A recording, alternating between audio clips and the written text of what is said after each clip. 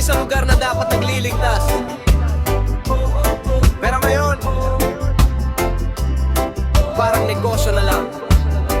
Check this.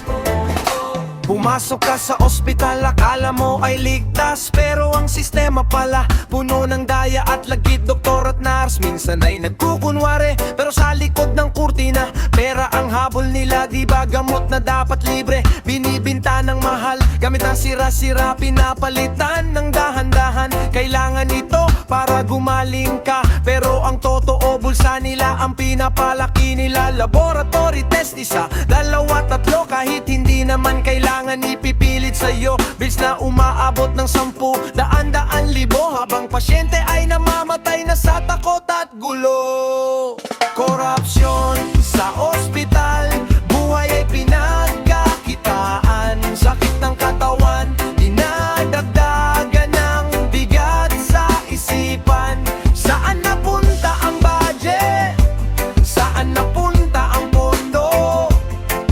Dumaan lang sa ilong, napunta sa bulsa ng iilan lang dito. Korupsyon sa ospital, walang awa, walang habag. Ang may pera ay buhay, ang mahirap ay lagpak. Dapat ay lunas pero naging dahas sa sistemang bulok.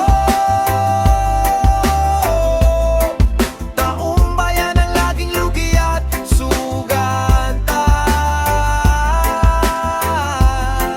Ghost patients, mga pasyenteng hindi naman totoo, pero sa papel may gamot at may serbisyo. Overpriced na gamot, kontrata sa supplier, komisyon at lagayan ng kanilang lihim na kaibigan. Kulang ang gamot sa stockroom, kulang ang kagamitan, pero sa opisina nila laging may handaan. Ambulansya sira, kwarto ay mainit, pero ang sweldo at bonus laging sobrang laki at init. Nagmamakaawa ang tao, tulungan nyo po kami. Ang sagot, bayad muna bago serbisyo, iho. Saan na napunta ang sinumpa ang tungkol? Ang paglilingkod na palitan ng kasakiman at kasinungalingan.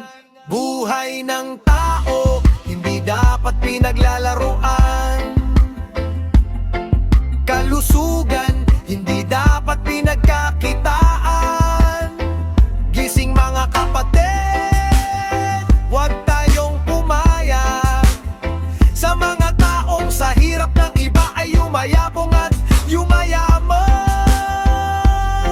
Korupsyon sa ospital, buhay ay pinagkakitaan. Sakit ng katawan, dinadagdagan ng bigat sa isipan. Saan napunta ang budget?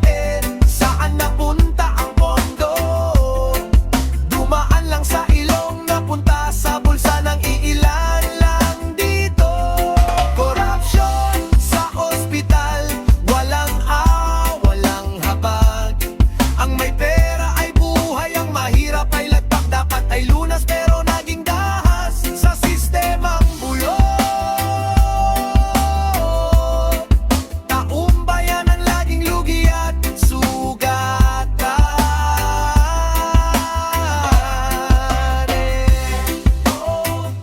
Yeah, tama na ang panloloko ko. Ang ospital ay para sa lahat, hindi lang para sa may kaya. Para yan lugi na serbisyo.